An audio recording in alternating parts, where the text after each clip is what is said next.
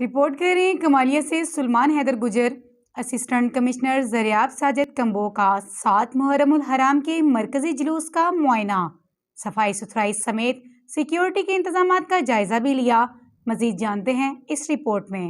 7 محرم الحرام کا مرکزی جلوس محلہ فاضل دیوان سے برآمد ہوا اور اپنے روایتی راستوں سے گزرتا ہوا امام بارگاہ پہنچ کر اختتام پذیر ہوا۔ جلوس کی نگرانی assistant commissioner administrator municipal committee Zaryab Sajid Kamboh نے کی اور جلوس کے راستوں کی صفائی ستھرائی سمیت کلیئر کروایا۔ اس موقع پر چیف آفیسر محمد زہیر، میونسپل آفیسر انفراسٹرکچر محمد صغیر چودھری بھی ان کے ہمراہ تھے۔